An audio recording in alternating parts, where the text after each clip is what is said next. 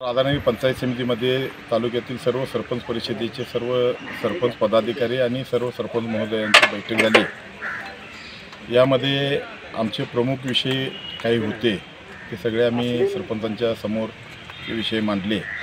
महत्त्वाचा विषय आमच्या सरपंच महोदयांचा संरक्षणाचा जो विषय आहे, महाराष्ट्रभर जो आज विषय जो गाजत आहे, संतोष देशमुखांची हत्या, त्या संदर्भानं आम्ही तहसीलदारांना निवेदन दिलेलं आहे, मुख्यमंत्र्यांना निवेदन दिले, कलेक्टर ऑफिसला निवेदन दिले आणि उद्या 7 तारखेला धरणं आंदोलनाचा मुंबईमध्ये आझाद मैदानावरती एक कार्यक्रम होतो आहे। त्या धरणं आंदोलनासाठी आम्ही आमचे सरपंच घेऊन तिथं जातो आहे।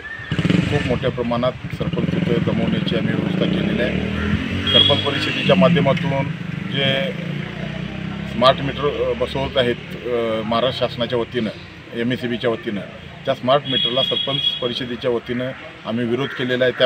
यापूर्वीच आम्ही ते निवेदन दिलेले आहेत। मग BDO असतील, तहसीलदार असतील, PI असतील किंवा MSEBचे अधिकारी असतील, यांना आम्ही त्यावेळी निवेदन दिलेलं होतं।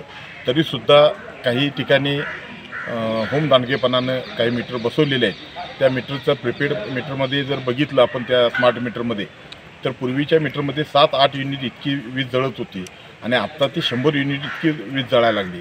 म्हणजे खूप मोठ्या प्रमाणात नुकसान या स्मार्ट मीटरमध्ये होणार असल्यामुळं त्या स्मार्ट मीटरला आमचा विरोध दर्शवण्यासाठी आम्ही तेही निवेदन आज दिलेलं आहे आणि सर्व सरपंच परिषदेमध्ये आमची या प्रमुख विषयावर खूप मोठ्या प्रमाणावर चर्चा झाली आणि सर्व सरपंचांनी या दोन्ही गोष्टीला पाठिंबा व्यक्त केला।